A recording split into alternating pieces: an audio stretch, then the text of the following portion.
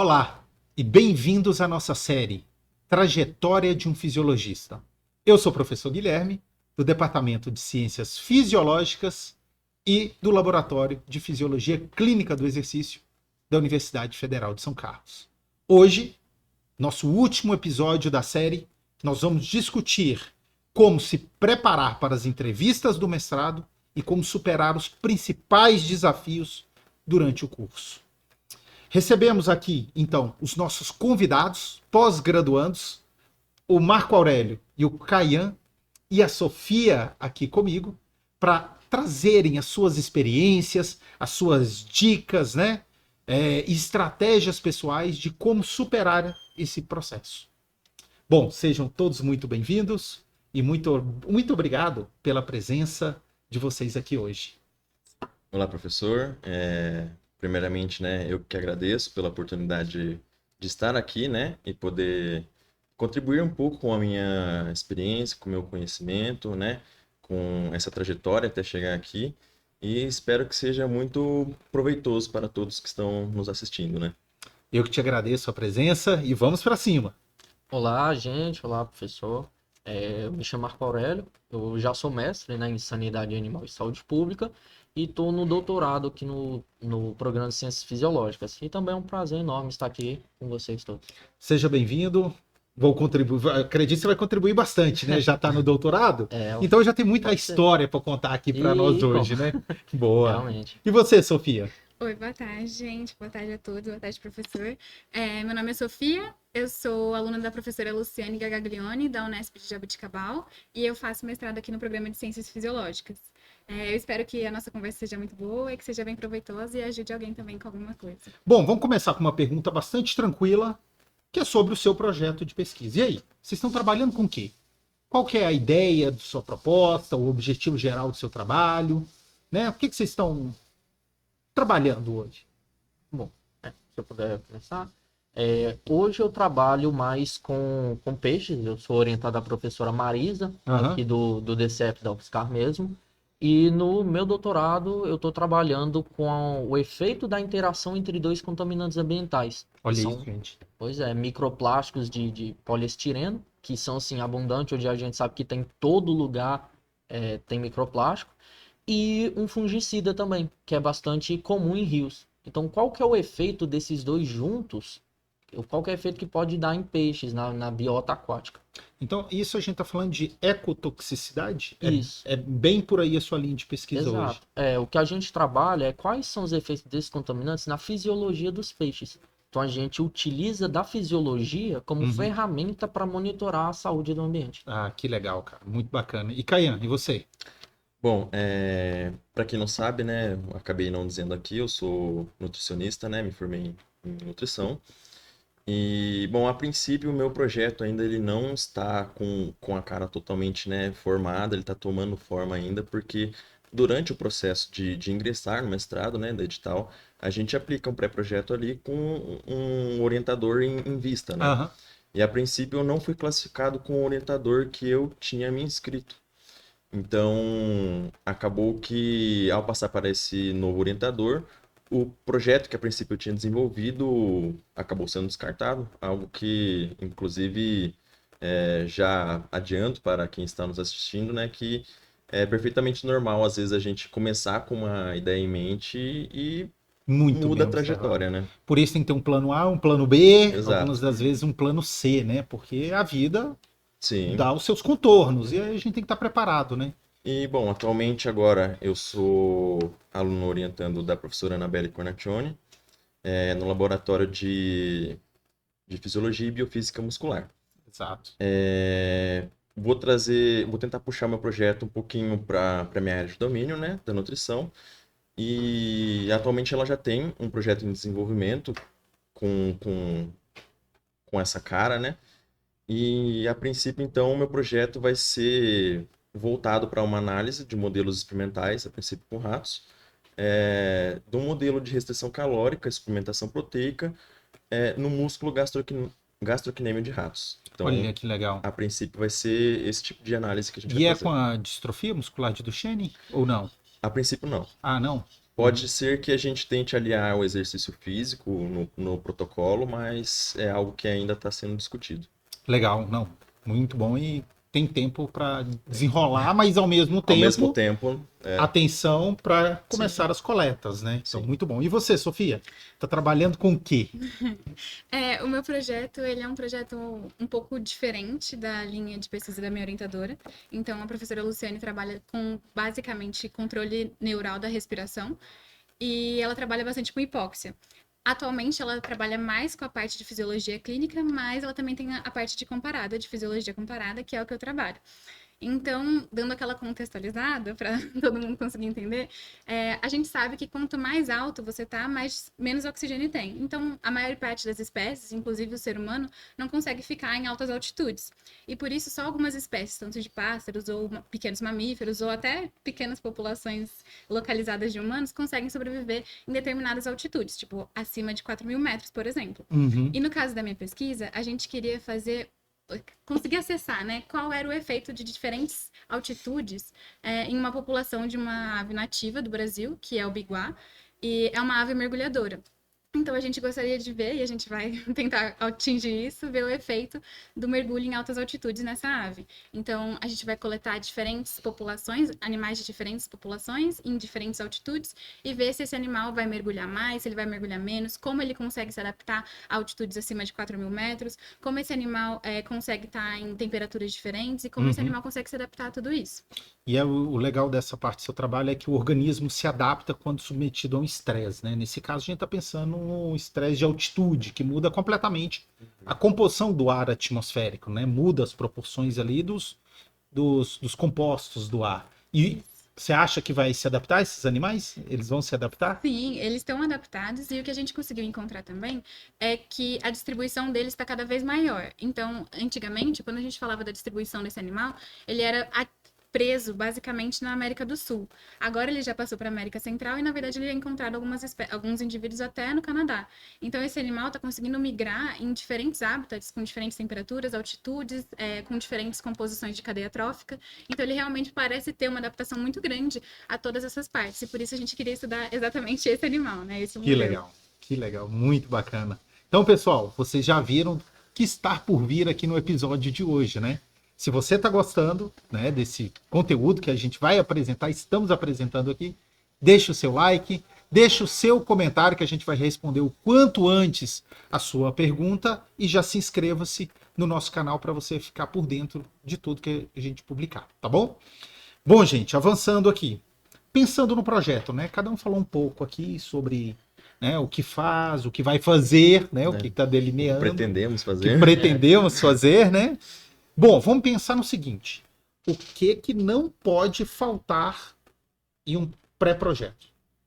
Então, quais são os itens relevantes para a gente falar para os nossos espectadores? Olha, um bom pré-projeto tem que ter A, B, C, D, E, F. Eu acredito que isso aqui vai no alfabeto inteiro.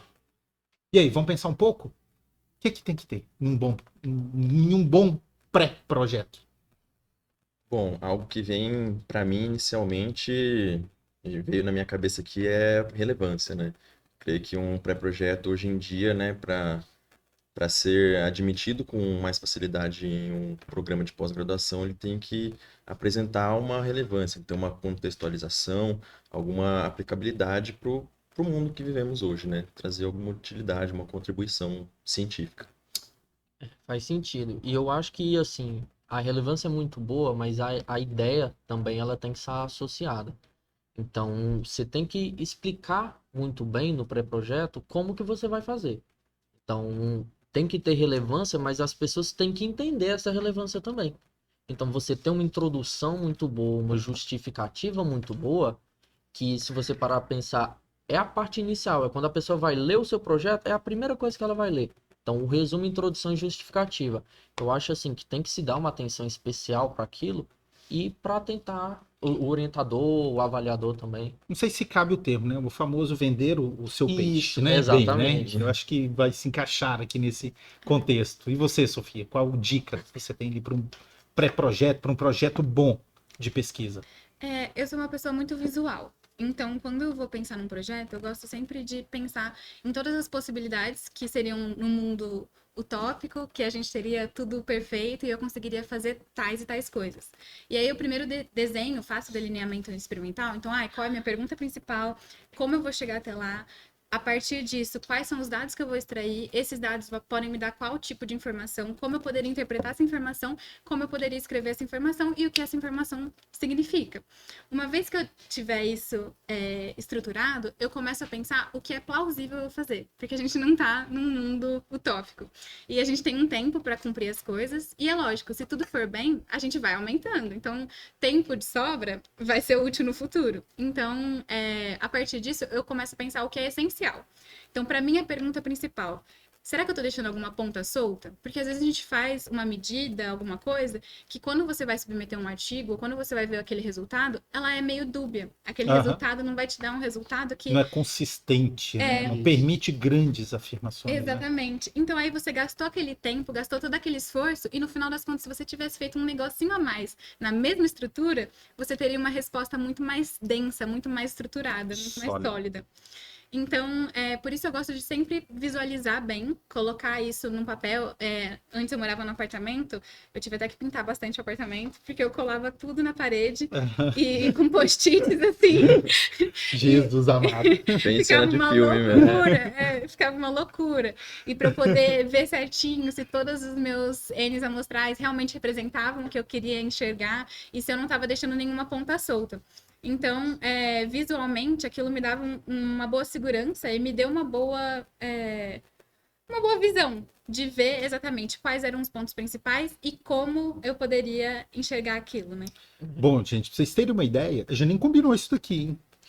E que vocês me responderam, vocês estão surpresos, porque eu peguei o nosso edital da seleção, do mestrado, a última, e eles avaliam o projeto que você apresenta ali, que nós falamos, inclusive, no episódio passado, né? E lá tem 5 tópicos relevantes que basicamente vocês abordaram. Relevância e consonância do projeto com a linha do pesquisador, atualidade do tema, bem como conhecimento e a metodologia empregada, a viabilidade do projeto, então tem que saber que um projeto que eu vou conseguir viabilizá-lo, executá-lo, junto com o seu impacto, ou seja, o impacto local, regional, nacional e internacional. Então, quais são os resultados que aquilo ali gera, né?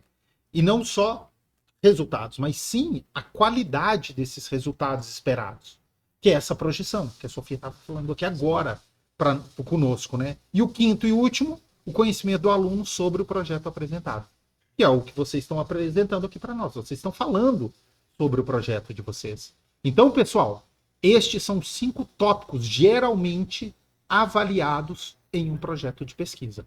Repetindo, relevância e consonância com a linha de pesquisa e com o orientador, atualidade do tema, viabilidade desse projeto e o seu impacto, projeção e qualidade dos resultados e o seu conhecimento do pós-graduando. Legal, né? E nós nem combinamos. E basicamente vocês abordaram todos eles. Fico feliz. Bom, gente, vamos avançar aqui, porque a gente hoje tem muita coisa bacana para discutir. Se a gente pensa naqueles 5 pilares para fazer um bom projeto, dentro disso a gente tem que ler muito.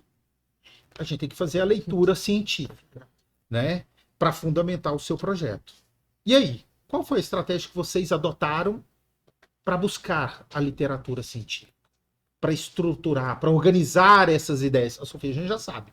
Ela fez um resumo e pregou pelas paredes e está tudo ali, né? Mas e aí?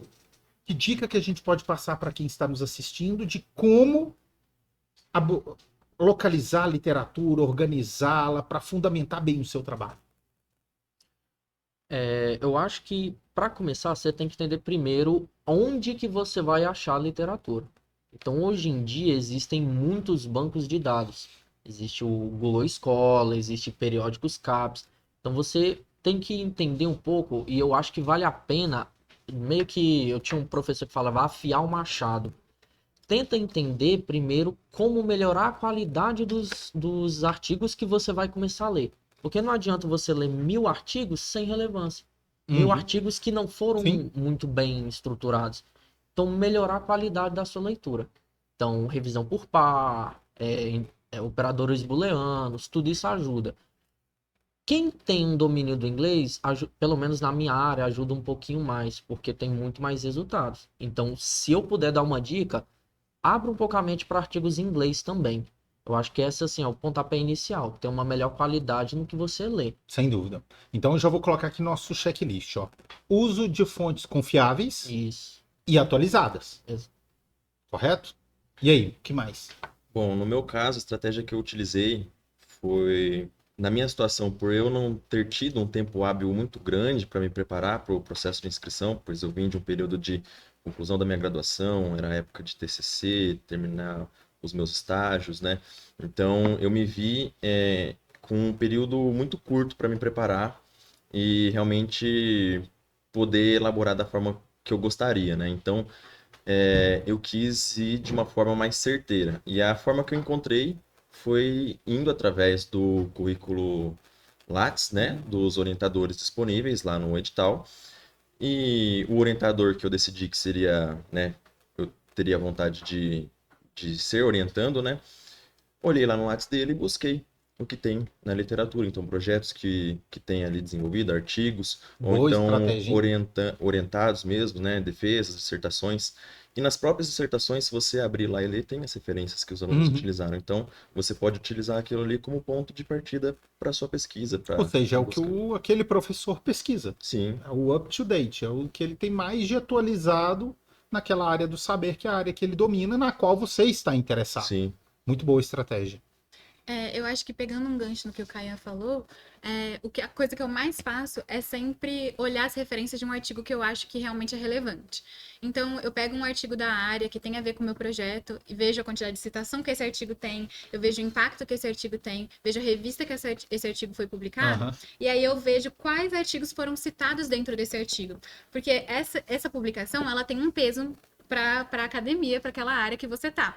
Então, se você vê quais artigos foram citados dentro daquela publicação que tem a ver com a sua área, você vai conseguir achar como aquele conteúdo foi construído para aqueles autores, que normalmente são o top ali da área, né? Se você consegue assimilar esses conteúdos, voltar até às vezes em artigos que são, por exemplo, de 1900 e alguma coisa, você vai ter ali a base solidificada e assim conseguir progredir para os artigos presenciais, porque eu acho que tem muita metodologia ou coisas que a gente faz hoje em dia que se baseiam muito em conteúdos até um pouco mais antigos. Então, tendo solidificado todo o conteúdo base, se você tem o tempo, né? Aí você consegue progredir para o resto. E uma coisa que eu sempre acho que é muito relevante é você mudar muito as palavras-chave que você pesquisa nesses periódicos. Então, no caso de alguém de comparada, né? No caso de alguém que trabalha com modelos animais bem diversos, se você pesquisar só sobre a sua espécie, Vai encontrar pouco. tem pouquíssima coisa. Então, se você começar a pesquisar sobre termos gerais, então répteis, aves, se você pesquisar no geral aquele organismo, você vai conseguir encontrar muito mais. Outra dica de comparada também, eu acho que não é muito público, mas, enfim, a gente sempre tem que extrapolar para mamífero, porque a maior parte das pesquisas são feitas em mamíferos, são feitas em ratos e estipuladas, né, para humanos. Então, uma vez que você consegue pesquisar em mamíferos, talvez você consiga ter essa informação e aí tentar progredir para um réptil ou progredir essa informação de outras maneiras e ver se você conseguiria utilizar essa informação no seu projeto, né? E vamos parar para pensar. A gente está buscando o banco de dados confiável, lendo trabalhos relevantes naquela área do saber, atualizados. Para quê? Bom, eu creio que para Só para vocês terem uma ideia, tá? Isso aqui saiu do script. Beleza? E aí, para quê? tentar melhorar, ó, vender o peixe melhor e tentar melhorar a relevância do seu trabalho. Creio. Identificar a lacuna. Ah, sim. Que é exatamente o que você está falando, Marco Aurélio. Identificar a lacuna da sua pesquisa. Ou seja, onde a sua pesquisa vai contribuir naquela construção do conhecimento. Qual é o seu tijolinho que você vai É a colocar peça lá? do quebra-cabeça. É a peça do quebra-cabeça.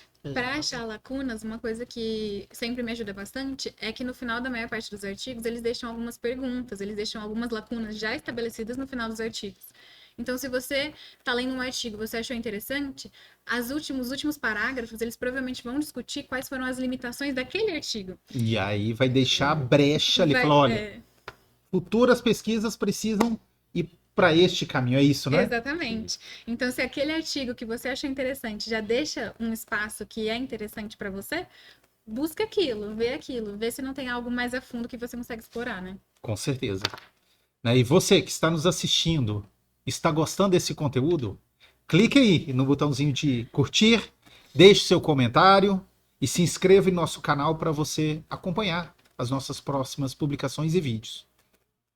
Bom, pessoal, avançando e continuando aqui a nossa discussão, né, sobre esse tema extremamente relevante. Bom, tenho ali mais ou menos a ideia, pergunta do meu trabalho.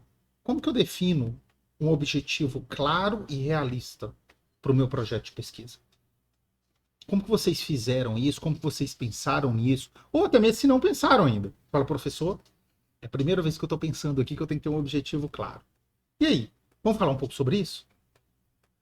Olha, no meu, assim, eu acho que cada pessoa tem um jeito diferente e vocês têm que ter a liberdade para ter. Eu não vou ditar uma regra, não existe. Mas o que eu fiz foi tentar estudar ao máximo, como eu trabalho com contaminantes, como que ele age e tentar embasar muito bem uma ideia sólida na minha cabeça disso. E ok, eu sei como ele age, o que que eu quero fazer, o que eu posso fazer. E aí entra o que a Sofia falou, que é tentar fazer mapa mental. Você tenta fazer uma linha de raciocínio, você vai puxando mesmo, pode ser na mão. Eu fiz no PowerPoint, mas pode ser na mão. E vai criando essas linhas de raciocínio que você acha plausíveis. Então, eu tive uma sorte muito grande, assim, quando eu entrei no doutorado, que o meu orientador de TCC, eu ainda tenho contato com ele, ele me ajuda bastante. Então, refinando isso. Mas é basicamente isso. Você tem que estudar muito o que você quer, você tem que entender o seu tema. Se você joga uma coisa sem entender, muitas vezes o seu objetivo não está bem estruturado, porque você não entendeu direito. Então, acho que começa por aí. Tá, então vamos ver se eu consigo sintetizar um pouco aqui. Então, toda vez que eu vou falar, eu vou ser pesquisador, vou fazer o mestrado. Então, isso indica que eu vou ter que tomar diversas decisões importantes, inclusive decisões sobre como escrever o meu projeto. Sim. Né? E quando a gente pensa no objetivo, a gente está pensando basicamente qual é o problema que a minha pesquisa, o meu estudo, vai tentar resolver, ou vai contribuir para a resolução de um problema. Se vocês pararem para pensar aqui no seu projeto provavelmente ele tem uma pergunta pela qual, que é um problema, na qual você se propõe a resolver, a entender melhor aquele fenômeno. Concorda comigo? Sim. No seu caso é o agrotóxico? É, o quê? microplástico e um O fungicida. microplástico e um Fungicida. Qual é o impacto daquilo ali frente à fisiologia de peixes, correto? Exato. Não é? Então, provavelmente, inclusive, você imagina, hipotetiza que esse impacto provavelmente vai ser negativo. Sim. Né? E vai proporcionar diversas alterações fisiológicas ali no organismo daquele animal. Bom, e você, Sofia? Eu acho que, como eu falei anteriormente, por eu ser uma pessoa muito visual, um objetivo claro, ele vai estar pautado, então, na base teórica que você construiu. Se você tem um objetivo que está de acordo com aquela base teórica que você construiu, você vai conseguir alinhar muito mais como chegar até lá. E os seus objetivos, eu acho que ele é uma das coisas... Lógico, a pergunta é a primeira coisa que você tem que ter num trabalho, mas a escrita do objetivo, tanto o objetivo geral quanto o objetivo final, ele específicos, né? Desculpa. Ele tem que ser realmente uma das últimas coisas que você vai fazer no seu projeto. Porque uma vez que você delimitou a pergunta e o objetivo geral em partes, quando você for estruturar os métodos, eles vão variar muito qual é o resultado que você vai ter. Então, por exemplo, se a gente falar em métodos que a gente consegue fazer, você pode acessar a respiração de um indivíduo através de medidas fisiológicas, então através de uma máscara, através de uma respirometria, mas você também pode acessar essa respiração através de uma respiração celular, através de mitocôndrias, através de... Em diferentes níveis. Exatamente. Né? Então, os métodos que você vai utilizar, eles vão te dar resultados melhores e mais direcionados para o objetivo que você quer. Então, realmente a finalização dos objetivos eu vejo como uma das últimas coisas no projeto. E uma vez que você tiver esses métodos bem estabelecidos, você consegue realmente acessar. Então eu vou acessar a respiração mitocondrial com tais e tais substratos, utilizando tais e tais tecidos para tais e tais condições. Não, eu vou fazer um teste de esteira com uma máscara de respirometria que eu vou ver o efeito disso ou daquilo. Então, dessa maneira, você vai ter um objetivo muito mais claro e realmente palpável com o que você vai realizar. Porque às vezes eu vejo alguns objetivos em alguns projetos gerais que eles falam, achar a cura do câncer. Mas, realmente, pode ser que você consiga atingir algo que vai levar a uma melhoria e um avanço no campo de encontro da cura do câncer, por exemplo. Mas, realmente, isso não é um objetivo tão plausível com o seu projeto e que não vai ser fácil de você, por exemplo, publicar uma informação dessa. Então, se ater um pouco com a realidade do que você está publicando é muito importante. Eu acho que traz a gente em contato com a teoria que a gente está produzindo, né? Com certeza. Né? E aí delimitar bem, porque o objetivo tem aquele objetivo geral e aquele específico justamente para te nortear. É o objetivo do seu trabalho e você não ficar num campo muito amplo e aberto e se perder e não conseguir responder nada. Então é muito importante, gente, que ao estudar, ao produzir o seu trabalho, o seu projeto, tenha claro qual é a pergunta e qual é o problema que você se dispõe a resolver naquele trabalho. Né? Qual é o objetivo do seu trabalho. Tudo isso ajuda a delinear e a trazer segurança, né, para o seu pré-projeto, seu projeto de pesquisa, e ele ser bem avaliado, que é o que a gente está discutindo aqui hoje. Assim, porque geralmente no projeto ele tem objetivos gerais e objetivo específico. Então, o objetivo geral, você pode ficar mais livre. Então, no meu caso, por exemplo, o meu objetivo é avaliar se a interação de dois contaminantes tem um efeito sinérgico em aspectos fisiológicos. Os específicos, como o nome já diz, eles têm que ser bem mais pé no chão. Então, pontuais. eu tenho uma pergunta. Como que eu vou responder essa pergunta?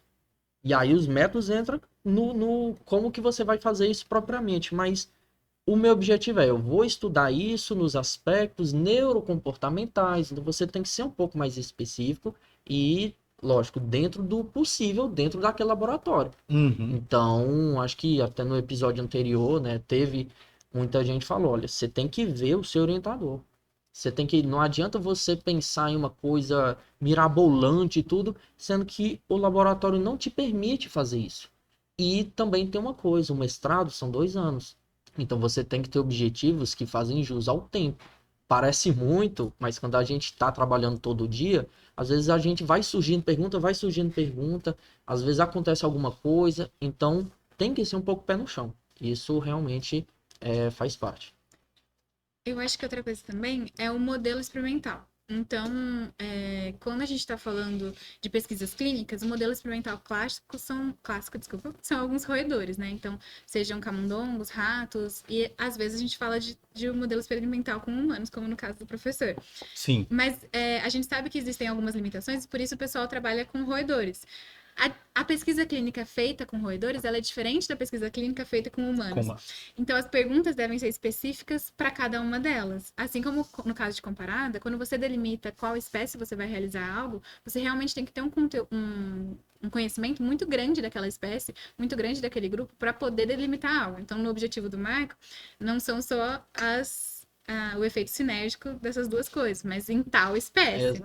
Porque se ele fosse falar do efeito sinérgico disso no geral, ele ia ter que falar para sempre, porque existem todos os defeitos possíveis que podem existir. Sem dúvida alguma. Então, ele tem que delimitar cada vez mais de acordo com qual o modelo que ele selecionou, quais os métodos que ele selecionou e como ele vai fazer essa pesquisa. Né? E isso tudo tem que ser alinhado também com o interesse do orientador, da linha de pesquisa ali do laboratório.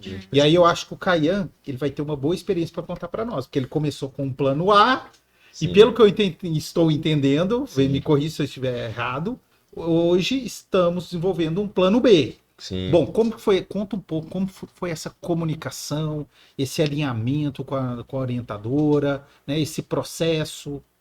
Bom, a minha experiência nisso foi que, né, a partir do momento que eu entrei em contato com com o orientador que a princípio eu iria fazer e depois, num segundo momento, não iria mais, ele entrou em contato comigo e ele mesmo me indicou a minha orientadora porque ele chegou e falou, olha, Caian, tem a professora doutora Anabelle e ela está hoje com um projeto em andamento no laboratório dela que segue uma linha de pesquisa X que tem a ver com a sua formação, que é o que você estava querendo trazer no seu projeto de pesquisa inicial, porque eu queria trazer um pezinho da nutrição no mundo da fisiologia ali, eu queria envolver um pouco do meu campo de domínio Aham. na pesquisa da fisiologia. E aí ele me trouxe essa informação, olha, conversa com a professora Anabelle, porque hoje em dia ela tem um projeto em andamento já, que traz justamente isso que eu acho que é o que você está querendo.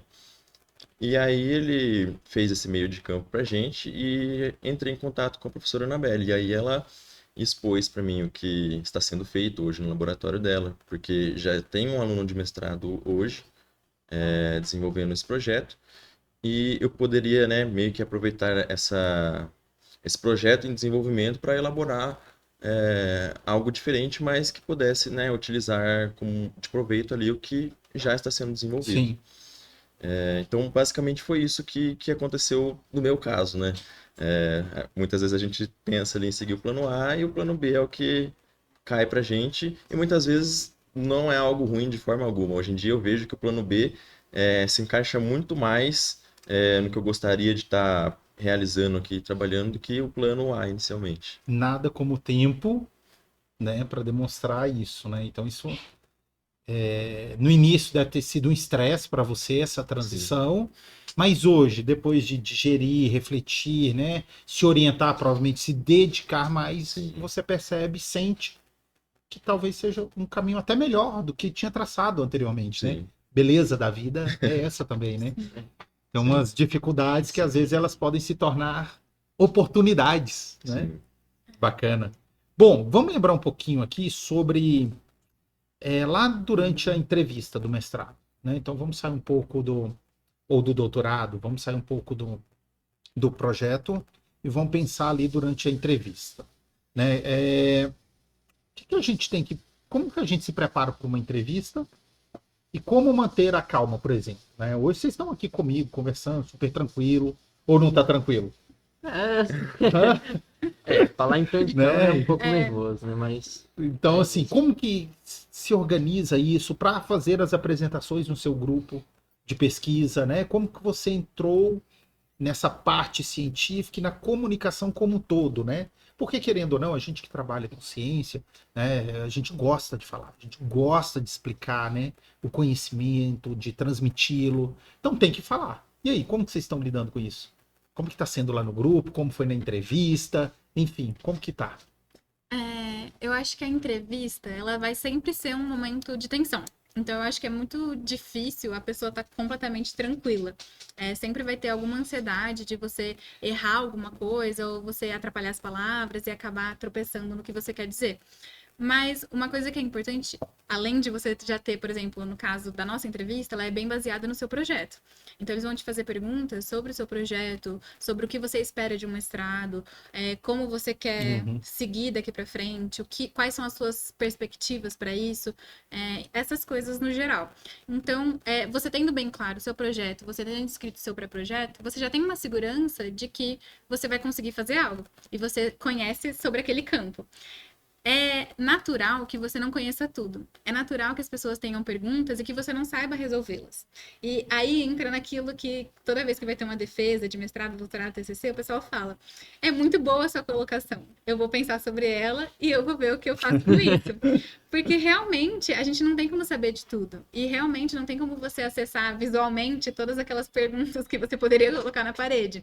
Então, realmente, quando a gente vai tratar disso, é importante que você consiga se colocar num local de aprendizado também. Então, todas as conversas, todas as entrevistas, principalmente com pesquisadores e professores, que já são pessoas que têm experiência na área, elas vão te trazer alguma coisa que pode até contribuir para o seu projeto.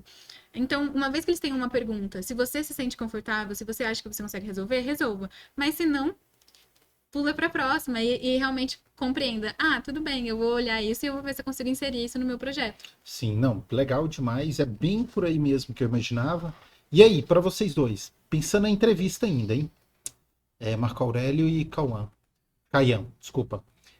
Como demonstrar a paixão, o comprometimento e o interesse pelo seu projeto ali durante a entrevista. Porque não adianta nada eu tô uma parte técnica extremamente detalhada, mas na hora de, entre aspas, vender o seu peixe, não ter emoção. Sim. Não ter aquela empolgação sobre o seu trabalho. Né? Porque a gente sabe que nós somos seres complexos, que gostamos da parte técnica, mas também tem a parte emocional. Então tem que ter algo que eu me engaja, que eu vou ter um interesse em estudar. E aí? Como trazer isso? Como trazer paixão para o que a gente faz? Olha, primeiro assim, só voltar numa coisa que a Sofia falou, que é uma coisa que me ajuda muito. Se sua apresentação é na quarta-feira, pega na sexta-feira e apresenta sozinho. Apresenta para os seus pais, apresenta para um colega, pergunta aí, cara, será que ficou bom isso? Eu gaguejei aqui. Grava o tempo. Se no edital falou, você tem 30 minutos para apresentar, você faça, tenta fazer em 30 minutos. Lógico que quando você tá nervoso, você vai falar mais rápido, vai falando, vai diminuir. Mas se a entrevista é 10 minutos, tenta apresentar, pede para alguém olhar, treino. Sabe? Isso aí, assim, principalmente você vai fazer um PowerPoint, repita ele. Você vai ter uma noção na sua cabeça de qual que é o próximo slide que vai aparecer, o que que vai estar escrito lá, que imagem que eu coloquei, e você já vai saber disso. Porque se você não treinar, você vai ficar, e agora, o que que eu faço? E a segurança, a tranquilidade que isso que gera, Exato. né? Sem dúvida. Exatamente. Sem dúvida. Muito bem colocado. Agora, como mostrar motivação, isso até é uma coisa que eu já pensava, e até na aula do senhor, se eu mostrar aquilo lá, é um tema que você odeia no doutorado, você lembra disso? Lembro. Assim, se eu puder falar uma dica para vocês, trabalhe com uma coisa que vocês gostam, porque vão ser 2 anos, depois do doutorado 4 anos, é aquilo que ele falou. Então, trabalhe com uma coisa que você queira pesquisar. Isso aí já é metade do caminho.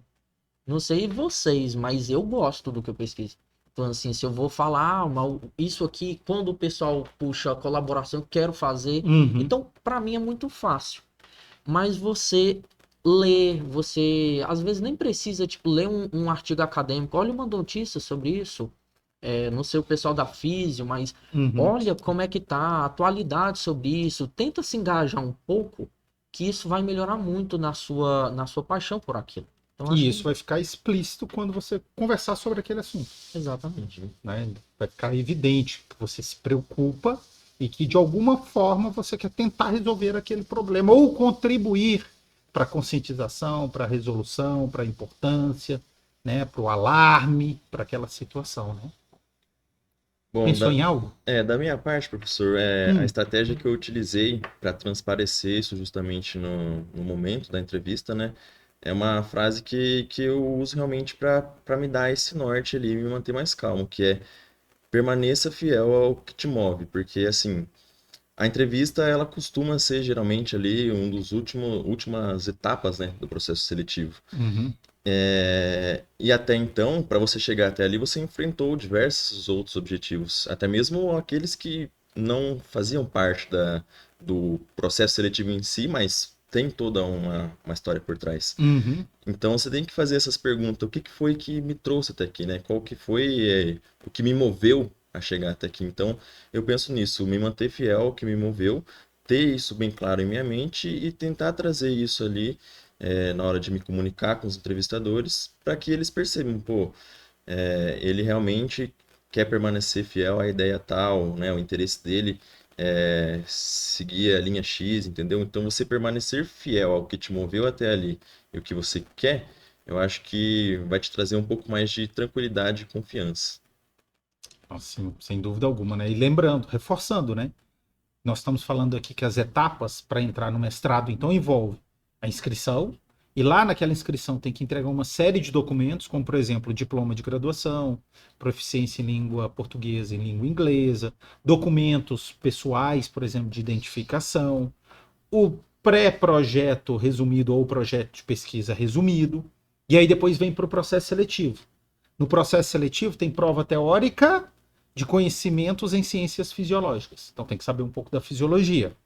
Tem análise do currículo, que também é uma etapa importante, classificatória, e depois vem o que a gente está discutindo aqui agora, que é a análise e arguição do projeto de pesquisa. Então, esse ponto, pessoal, que a gente está discutindo aqui hoje, no qual o pessoal está falando aqui para vocês, essas dicas, elas, de fato, elas são cobradas, né? Elas são exigidas dentro de um processo seletivo. Então, montar um projeto bem sucedido, ele exige planejamento.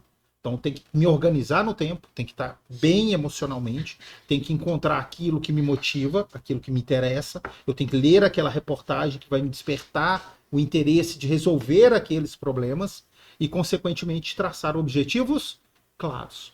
Objetivos geral e objetivos específicos, né? E sempre tudo isso está alinhado com a linha de pesquisa e com o orientador. Então, aquele bate-papo, aquele seu mentor, né?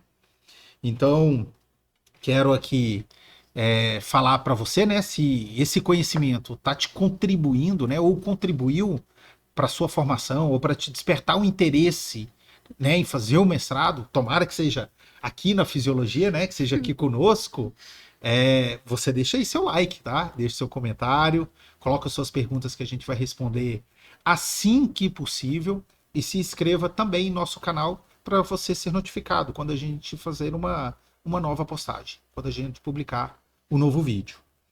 Bom, gente, vamos aqui já encaminhando para o fim do nosso episódio já, da nossa série, né? 3 episódios sobre o nosso conteúdo. Ainda sobre a entrevista, né? Qual foi a pergunta que mais te marcou que os professores fizeram para vocês? Né? E como você a respondeu também? Então fala um pouquinho, fala assim, cara, eu me lembro disso daqui, professor. Essa pergunta aqui me chamou muita atenção, pois ela era importante, relevante. Talvez nem foi na hora, tá? Pode ter sido depois, você refletindo, a sua ficha caiu. Olha o que eles me perguntaram. E aí, qual foi? Eu acho que no meu caso, a que mais me chamou atenção, e foi logo no começo, foi se a minha pesquisa tinha relação com a linha de pesquisa da minha orientadora. Como a minha Olha, orientadora... mesmo? Foi a primeira pergunta que eles fizeram. Porque, realmente, o pré-projeto que eu apresentei, ele não é exatamente da linha de pesquisa da minha orientadora. Nossa, e bateu aqui de novo, sem combinar, né? Não, mas eu já conhecia a minha orientadora, já tinha tá. feito uma outra iniciação com ela. Então, eu já tinha discutido esse assunto com ela antes, a gente já tinha começado a trabalhar nessa ideia, e ela topou fazer essa pesquisa que não é exatamente na linha de pesquisa dela. Então, Entendi. no meu caso, teve uma discussão prévia, a gente chegou nesse acordo, mas esse acordo não é público. Então, os colegas de trabalho dela, eles não sabem que ela está trabalhando em algo que não é exatamente a linha de pesquisa dela. Então, eles fizeram essa pergunta e eu fiquei até, realmente, não é na linha de pesquisa exata da minha orientadora. Mas ela topou trabalhar com isso e, na verdade, a base dela. Então, por isso que, como o Caia falou, você pesquisar o Lattes do seu orientador é muito valioso. Porque apesar da professora Luciane não estar trabalhando agora exatamente com coisas de comparada, então agora a linha de comparada finalmente chegou uma outra pessoa junto comigo, mas antes era só eu. Uhum. Então, ela tá mais off, né, nessa parte de comparada. Eu poderia acreditar que ela não trabalha mais com isso, mas eu fui atrás do Lattes dela, eu vi com que ela fez doutorado, eu vi como ela fez o doutorado dela, como ela fez as primeiras publicações e com o que ela publicava. Então, a partir disso, eu sabia que ela trabalhava um pouco sim com comparada. Então, eu pude apresentar para elas coisas que ela entendia e também já fez em algum momento e coisas que ela poderia topar fazer. E por sorte ela topou, não é sempre, então por isso é importante sempre perguntar, porque pode acontecer igual no caso do Caian, por exemplo. Mas nesse caso essa pergunta me deu um choque, mas foi realmente importante porque deu até uma valorização na minha relação com a minha orientadora, né? Em como ela confia em mim, em como apesar dela estar saindo um pouquinho da casinha, ela realmente me deu abertura para poder fazer esse projeto, né? Boa, muito bom. Ou seja, desbravando novas fronteiras e implementar novas linhas técnicas dentro de um laboratório é extremamente difícil. Eu digo isso porque eu passo por isso hoje atualmente. Nós estamos montando aqui o laboratório, então semanalmente a gente vem para cá fazer uma série de testes, de padronizações e adivinha, dá muito mais errado do que certo. Então esse é um processo que ele é lento e ele exige muita resiliência, muita dedicação, né? Então quero até deixar um abraço para a minha equipe aqui, né, do laboratório, para Tati, para Carla, para Fê, para Vitória, para o Dan, que estão sempre aqui comigo e me dando todo o suporte para a gente avançar na Meus implementação colegas dessas também. técnicas. Né? Meus colegas, eu não tenho nem como agradecer, porque apesar deles não trabalharem na mesma área que eu, toda vez que eu tinha dúvida com alguma coisa, ou que eu precisava padronizar tudo do zero, eu tentava falar, olha, tá dando tudo errado. Aí todo mundo sentava comigo e fazia tudo de novo. Então, eu tenho um grupo muito bom lá em Jabuticabal. A professora Luciane também é um apoio gigantesco. Então... Show. Muito bom. Bom, no meu caso, a pergunta que mais me marcou foi basicamente uma pergunta que norteia uma tecla que a gente já bateu até aqui sobre a minha história, né? Me perguntaram, Caian, se a princípio você não for classificado com o orientador que você indicou, né? Está disposto a realizar, né? E prosseguir com o mestrado com um novo orientador, talvez realizar alterações no seu projeto, ou então até mudar completamente de projeto. Então, você está disposto a fazer esse sacrifício, né? Prosseguir em frente com isso? Então, é uma pergunta que te coloca em dúvida, né? Você acaba pensando assim, sabe? Vou continuar com isso, meio que coloca em questionamento a sua trajetória até então, né? Então, para mim, essa foi a pergunta que mais me marcou, mas mesmo assim, não foi uma pergunta que me fez voltar atrás do meu objetivo, Que bacana, cara. né? Que legal. Como eu mencionei até aqui, é importante você se permanecer fiel ao que te move, né? E o engraçado, né? O que era desconfortável, hoje mesmo você disse que está curtindo Sim. o processo e sentindo que talvez tenha sido Até melhor. um caminho melhor. É. Impressionante, né? Muito legal. Muito bom. Bacana mesmo. Marco Aurélio, e aí? No meu caso, foram duas. Não aqui, mas quando eu entrei no mestrado. Aham. A primeira foi assim: por que você está entrando no mestrado acadêmico? Porque o que você quer fazer? Porque existem os mestrados profissionais, existe o acadêmico. Não é uma coisa, boa. já aviso para vocês, não é um lugar muito fácil. Você, assim, tudo depende de você. Essa é a parte boa. E a parte ruim é que tudo depende de você. Sim, E assim, as coisas dão o seu errado. projeto, né? Exato. E então, assim, era coleta de campo. Então, se dava errado coisa no campo, eu já estava no projeto antes de eu entrar no mestrado. Então, eu comecei ali, defendi o TCC, já estava entrando. Ah, que bom. Só que é um ambiente de muita pressão. E na entrevista eles já falaram, olha, é muita pressão, às vezes você ainda vai ter que fazer um concurso depois, então por que você está escolhendo essa área? Então, assim, foi uma pergunta que até na hora eu falei assim, olha, porque eu gosto de pesquisar, mas depois eu fiquei encucado com isso. Cara, realmente, o que eu tô fazendo aqui? E aí que você fica, pô, é realmente o que eu quero? E você pesquisar o que vai, o custo e o benefício, né? Pra mim, o benefício valeu a pena. Assim, ainda vale, eu gosto de pesquisar realmente, eu me vejo futuramente como um professor universitário e esse é o caminho. Que legal. Então, pra mim, compensou. E a outra foi porque, na época, eu morava muito longe da universidade. Era um campo de ciências agrárias. E eu tinha que me deslocar. E eles falaram assim, Marcos, se você não entrar com bolsa, e aí? O que você vai fazer? Na época a bolsa era R$ 1.500 ainda. Mas o que você vai fazer? Você vai desistir se não entrar com bolsa? E realmente foi um desafio, porque eu fiquei um tempo sem bolsa. E aí era igual outros colegas meus, que assim, é normal também. Você tem que trabalhar, você tem que estudar, você tem que ir para campo fazer. Então, muito puxado. Né? exato. Então, eles tinham razão de perguntar, e aí, se não tiver bolsa, você vai continuar? Eu continuei. Então, assim, deu certo. Mas realmente você fica muito encucado com essa pesquisa, né? Será que vale a pena ou não? E é uma dedicação de muitos meses, alguns anos, né? Contando ali toda a trajetória. Então é algo de se pensar, né? Bom, pessoal, chegamos ao fim do nosso episódio. Dá para acreditar? Foram 3 episódios da nossa série Trajetória de um Fisiologista.